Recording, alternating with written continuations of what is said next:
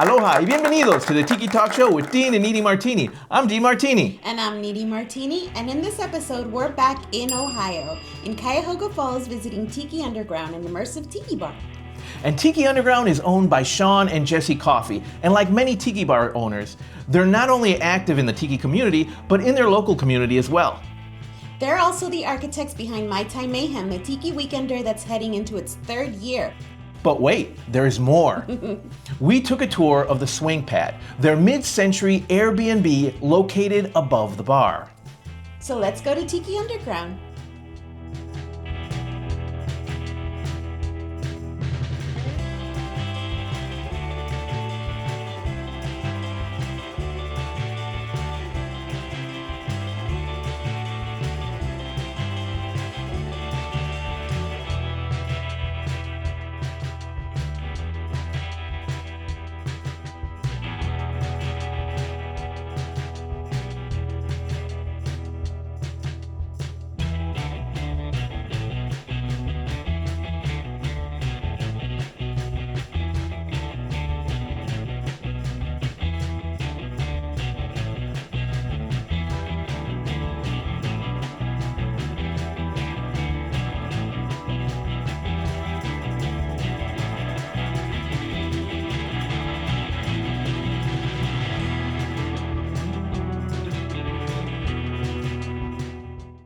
We're at Tiki Underground, and we're here with Tiki Underground owner Sean Coffey. Thank you for having us. Oh my God, no problem. I'm glad you guys were able to pop by. Yeah, it's fantastic. The Tiki Bar is fantastic from what we've seen so far, and now we're going to see a little bit more later on. Before we get to that, please tell us, how did you get into Tiki? Oh, okay. That's a good question. Basically, what happened was back in like the late '90s, I had a home that had a bar in it, it's built in, but it didn't have any type of decor to it. It was just a basic bar. Right. And I wanted to jazz it up, make it look really cool for my friends. We used to have parties and stuff. Well, what can we do with this? So started doing some research, and I found this site called Tiki Central, and I discovered Tiki that way. I'm like, oh my God, look at all this really cool stuff we could do. And so we actually did build this thing out. We got very creative, you know. I mean, imagine being in Ohio in the late '90s, trying to find bamboo. I mean, it's almost impossible. Right. We found stakes for tomatoes that were the bamboo stakes, and we cut those down. We actually took like blinds, bamboo blinds that we found, and then spun them sideways and just built little squares with that, paintings, anything. And then we started finding little pieces of art here and there to put in it. And I'd have friends come over, and they would, every time they came over, we'd have a party every month. It's like, okay, you need to bring me a new bottle of rum, something I don't have. So I had this very massive rum collection towards the end. But, you know, life changes and we all move on. And I ended up meeting my wife, Jessie Coffey, and introduced her to this whole lifestyle. She was like, didn't know it existed. And she's like, you ought to do this for a living. You ought to build your own bar. And I'm like, I don't know if that's really a good idea or possible. But I'm like, yeah. And then after a while, like, yeah, why not? Right. I didn't have any restaurant experience or bar experience. Neither did my wife. I did dishes when I was 16 years old. That's pretty much my bar experience. So we found a little place in Hudson, Ohio, and we opened up Tiki Underground and built the whole place out. And we were there for 5 years. So it was it was a wonderful trip, but COVID happened. Life changes again. You got to roll with the punches, right? Definitely. So what we did was we ended up finding this building, which is in Cuyahoga Falls, Ohio, and it is in a wonderful spot. It's from 1912, and it was an old Irish bar, and we converted it over to what we have now. Wow, so, and that was a big conversion. It was. Everything was basically Kelly green and white oak, and that's all there was, and booths and stuff like that. And the first thing we did was went and bought two 10-gallon pails of black paint and just roped everything. Whatever was not going to be painted, we just duct taped it, and we just ran through and painted the whole place. When we did walk in, the first thing I did notice was there were these beams on the ceiling and into the wall that reminded me so much like a ship. I was like, wow, it's like the inside of a ship, like a hull. So I contacted a buddy of mine named Bill Lynn. He plays for the Kahuna Kings. He's a very impressive artist. And he had done our fountain at the old place. I'm like, I asked him, I'm like, what do you see? And he's like, I see the inside of a ship. I'm like, okay. So It was meant to be. Yeah. He's like, okay, I can help. I want to do this. I'm like, okay. And for about 5 painstaking months, he put this place together. Every night after work, he'd get off at work at 4 o'clock and he'd be here till 9 or 10 o'clock at night every day. And then on Saturdays and Sundays, he spent his entire day here. It was insane, but we did get it finished. It turned out to be a wonderful, it turned out better than I could ever even imagine. And thanks to Bill, and also we had a lot of helpers, of course. A lot of people came in and put time in and volunteered. It was a community thing. Yeah, so. definitely a labor of love. Oh my God, yes. So, and then basically, if you look at it, the concept was the one side is basically a volcano, and the ship ran aground to a volcano. So behind the bar, you'll see that you see the lava and the fissures and everything else. It goes all the way through to the front of the building. Right. And then on the other side, you'll see that it is a ship with the hull and your roping and your masks and stuff like that, and also your portholes, which are actually controlled through video screens that we can change at any point. We can do live screenings. Cool. And yeah, we always change them up once in a while just to make them kind of look good. Even for Christmas, we always do the penguin thing, which everybody loves. We have a penguin watch where the penguins walk across the screen. Everybody loves it. So I could definitely make some time to come down during Christmas to see that. Yes. So, like all tiki bars, they have that backstory, and that's the one you guys created then. Yes. With the ship running into the volcano. Yeah. And it doesn't stop here in the bar area. It extends out to a patio area as well. That it is true. And that was the fun part. We had the idea for the hallway to be the jungle. So you run out of the ship, and there's a jungle going through the hallway here that goes to the bathrooms. And then there's this guy. And then this guy here is the guy that basically is in front of the headhunter's jungle. But the fun part was that Bill, literally the day we were done, when we had our first opening day, he looked at me and he's like, "What are we doing next?" Jokingly. And I'm like, "Well, we need to fix the patio." This was in September, so we had a little ways. And he's like, "What do you want to do?" And I'm like, "Well, I guess we did a shipwreck. I guess we could do a plane wreck, right?" I'm on it. I'm like, "Yeah, okay." And then about 2 days later, he's sending me pictures of airplanes that are stripped out. And I'm like, "Dude, I was just kidding. I don't have the money for an airplane." He's like, "No, it's not that bad." So we found an airplane in Cincinnati, Ohio, and several parts from different planes. We kind of hobbled this thing together and threw it in the back of a U-Haul, drove it up here. He painted it, and with some friends, we basically put it up on a cargo container that we currently use, and it makes it look like the whole plane was crashed onto the cargo hold and a cargo container with all its cargo spilled out across the patio. Oh, that's awesome. So. And then it just doesn't stop there. It's one of those things. It's like, but wait, there's more. There is also an Airbnb that you guys are running as well. That is true. We're actually going to be celebrating our first year in April of having that open. It is called the Swank Pad. You can find that on Airbnb. And that Swank Pad is a 1960s Swank Pad with furniture. Everything is laid out. It's like walking back in time in the 1960s. The appliances, Whitco furniture, Whitco bars, the really loud and obnoxious tiger print bedroom, which is so much fun. It's a beautiful space. And it's a lot of fun to be able to come out and hang out and kind of we even have a record player from there, like a nice console.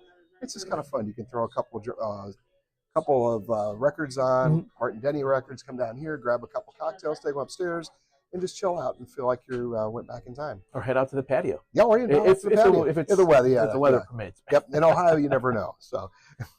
Well, that's fantastic. This is definitely one of the most unique tiki bars, not just in the Midwest, but probably around the country as well. Thank you. So from there, you weren't satisfied with that. You guys go and organize and come up with the whole concept of My Thai Mayhem, which is in its second year. Yes. Yeah, we just did our trial run last year. And actually, I wish I could take credit for it, but I can't.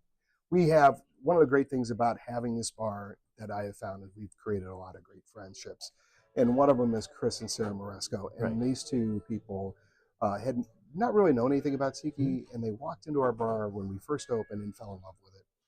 And they've been a part of the scene since, and they go to all the events and stuff like that, and they've just loved it. And a few years back, they kept on telling me, we ought to do our own. And I'm like, I'm not really ready for that, especially after building this. They're like, no, we really should do this. And I'm like, well, maybe one of these days. Well, my wife chimed in, and Jessie, and she's like, I got time. I'll help out. So those three got together and decided with Bill Lynn, decided, hey, let's do this. So they cobbled this thing together, and it ended up being a pretty good time. And the first time we did it was supposed to be 50 of our closest friends, maybe some pizza, and the Puna Kings playing in this wonderful hotel in Richfield, Ohio, which is literally 20 minutes from here. And it is a throwback from the past, which makes it even better. It's perfect. It's a holodome. It's an old holodome. Yeah, it's used to be an old Holiday Inn, but now it's got a. If you look up holodome, I didn't even know this thing existed, and I was like, oh my god, this is so cool. And the 50 people ended up being 125 people, and then instead of just having pizza, we had a catered event thrown by the hotel, which was fantastic. So we're like, yeah, let's run with this, and they took off with it and brought it up to 350 people this year, and it was a ball. I think I did not see anybody frowning. Everybody was happy, having a good time. We tried to do everything that we wanted in an event that maybe other places couldn't do or just didn't think of. Sure. The lucky thing about us is we're in the middle of the Midwest. It's a lot cheaper throwing an event, something like this, in Ohio than it is, say, Florida or Atlanta. Definitely. And a lot easier to get to because, flying into Cleveland's not that big of a deal. It's pretty cheap. So very cool. If you want to know more about My Thai Mayhem, check out a previous episode of the Tiki Talk Show, and we go more in depth, and you can see everything that happened at the My Thai Mayhem 2025.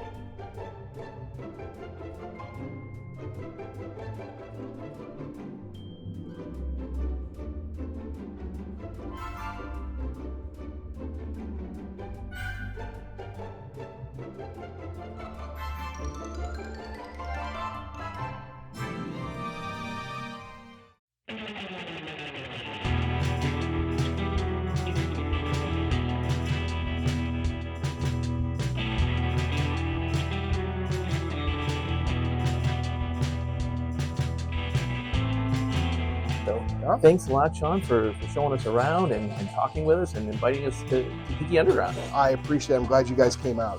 Tiki Underground was awesome, and the Swank Pad, groovy, man. Yeah, it was. And not only that, but Sean was really cool in showing us all around and telling us all about their Tiki journey. They're also doing great work spreading the word about Tiki through My Thai Mayhem, and bringing people together and doing their part in continuing the Tiki revival. And if you haven't gone to My Thai Mayhem yet, you have to. It's a lot of fun, you get a lot of bang for your buck, and you meet a lot of great folks. And why wouldn't you? It's all Tiki Ohana. Check out our past episode about My Thai Mayhem 2025 and you'll see what we mean. A huge mahalo goes out to Sean and Jessie once again for their hospitality and opening up their doors to us. And don't forget to like and subscribe. We'll see you next time on the Tiki Talk Show with Dean and Niri Martini. Mahalo. Gracias.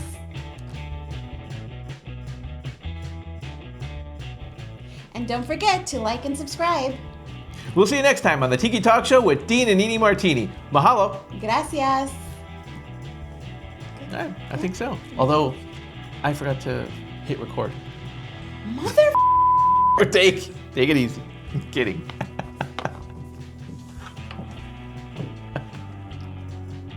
I'm kidding.